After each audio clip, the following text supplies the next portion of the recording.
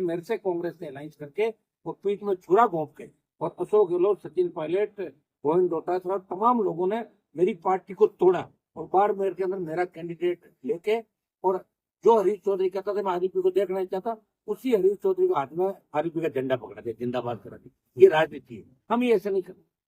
हमारे जो उसूल है अलग है, हमारी करने और करने के अंदर कोई अंतर नहीं। फिर भी हमने ईमानदारी के साथ कांग्रेस की मदद करी और कांग्रेस का खाता सिर्फ राष्ट्रीय लोकतांत्रिक पार्टी गठबंधन से ही खोला। आरपी गठबंधन नहीं होता, कांग्रेस पार्टी का खाता नहीं खुलता।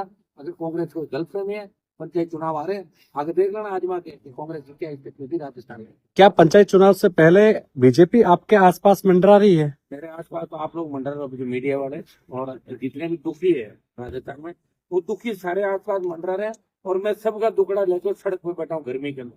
पूरी गर्मी में निकाल दी, और बरसात, तूफान, आपकी बात भी कर रहा हूँ, सब भी कर रहा हूँ, मुझे बड़ा दुख नहीं। बीजेपी की तो कोई उपलब्धि है, देखिए मैं आपको क्या कह रहा हूँ, विपक्ष है नहीं सामने। राहुल गांधी कभी नहीं चाहते 272 है, वो 100 पे राज्य है। हमारे तो इस बात को लेकर झगड़ा होता है कि आप क्यों नहीं कर रहे हो।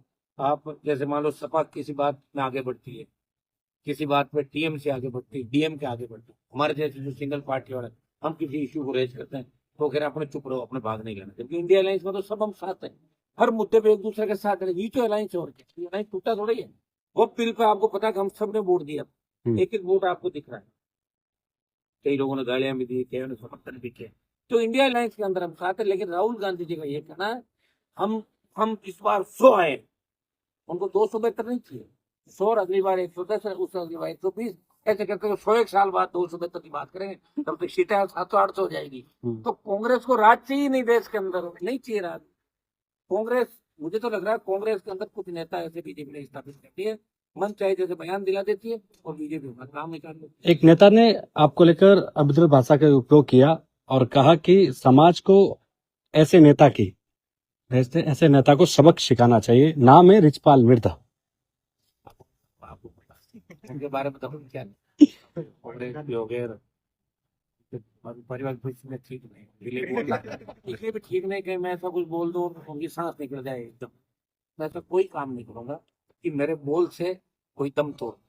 क्या हकीकत में आप दिल्ली इसलिए जा रहे हैं कि ऐसा ही बढ़ती रह दो, या फिर पर्ची बदलवाने के लिए? चर्चा है।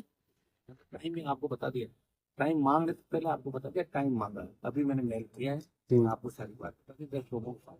क्योंकि मेरा पहले प्रॉमिस था मैं प्रधानमंत्री जी से भी इस मामले में मिलूं, और राष्ट्रपति का हमने फिर रखा नहीं, क्योंकि करना तो सारा प्रधानमंत्री, तो प्रधानमंत्री से मिलकर अवगत करा देंगे सारी बात। और अगर नहीं होता है फिर अगला कदम हमारा और बड़ा होता है। आप ये नहीं सोचें कि पीलूपुरा में सिर्फ गुजरी पट्टियां उखाड़ सकते, गुजरों के साथ तो नहीं प्रदेश में, लेकिन अब सरकार हमें भी मजबूर नहीं करे, ये दो कर जाके कुछ हमें भी करना। बदल